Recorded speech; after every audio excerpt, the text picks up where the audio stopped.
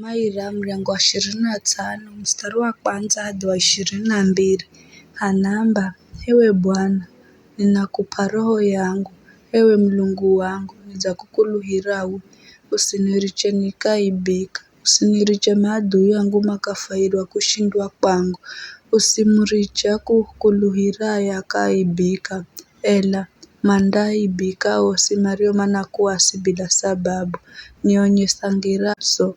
Ewe Bwana, nifundisha mikondoyo, unilongoze kaiza ujerio na kunifundya, maana uwe Mlungu wa wokolwi wangu, ninakukuluhira uwe mchana wose.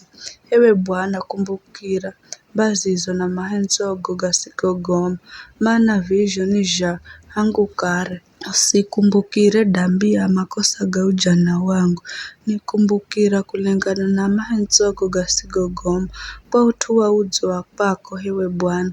Bwana ni mudzo na mwenye haki, kwa vizho anafundisha ngiraze atu wenye dhambi, analongoza atu apore kaiza ngira ya haki, na anafundisha ngira ya pakwe. Ngirazo sini za Bwana ni za mahenzo na uaminifu, kwao magwirao kila ganeche na malagizoge. Kwa utuwa dzinaro ewe Bwana, nisamehe kosa rangu maana ni bomu. Kila mtu amwagohaye Bwana, Bwana andamufundya ngira ya kutuwa, andaifanikisha maishani na atu akizaziche mandaihaladzi. Bwana ni msena wa hehi wa ao mwagohao, iye anamanyisa kila ganeche. Macho gangu ni kumulola Bwana wakati wose, maana iye andagampoza magulu gangu kula nyavuni. Nigalukira na unionere mbazi, maana ni haki yangu kidza ninasirinywa. Ni usira tabu za moyo wangu na unimboze kula kaiza mashaka gangu.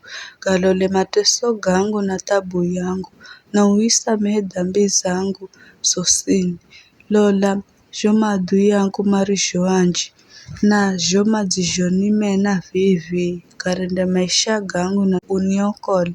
Usiniriche nikaibika, maana ninakuchimbirirawe, ukamilifu na uaminifu vinanirinda, maana ninakukuluhirawe. Ewe Bwana akombolaye atu wa Israeli kula kwa tabu zao zose.